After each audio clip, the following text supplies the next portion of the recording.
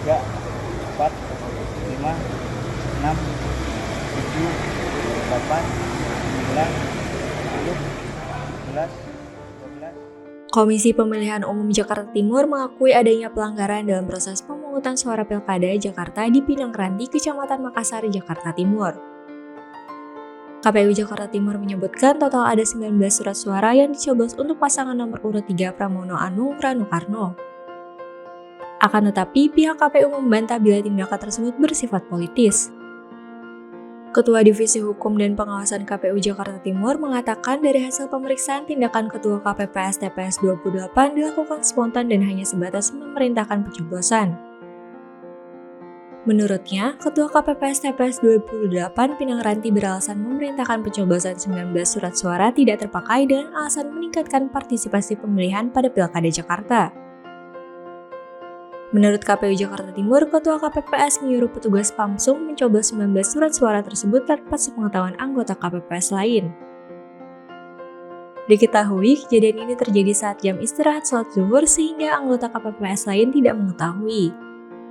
Ya, jadi pada tanggal 27 itu sekitar jam 12 sampai jam 1 ya, jam 12-an lah.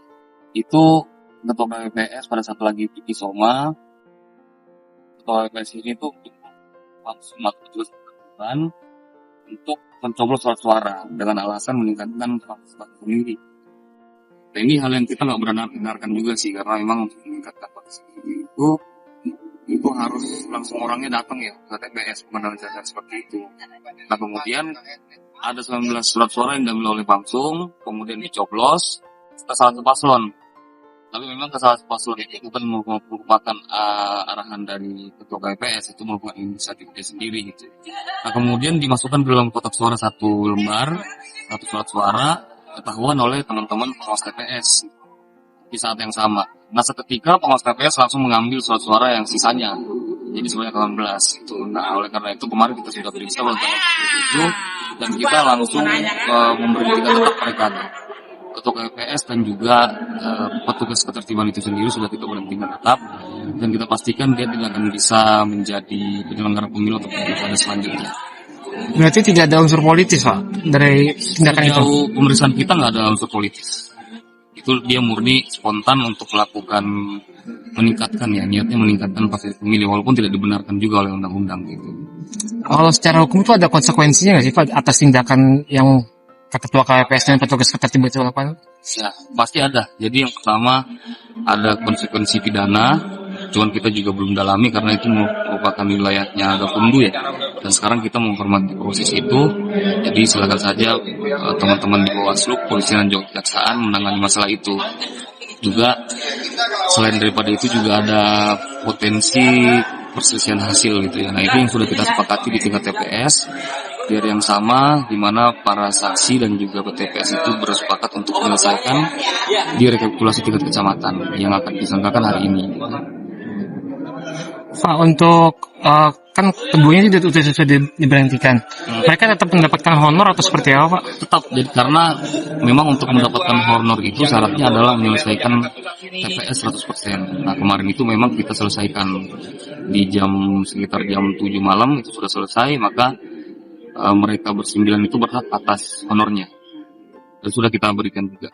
Berapa izin itu, Pak, honor, Pak, untuk yang ketua dan honor ketertiban? itu untuk ketua 900.000, anggota 850.000, pamsumnya 650.000. Terakhir, Pak, kan dari paslon 01 meminta PSU. Dari KPU Jakarta Timur sendiri responnya seperti apa?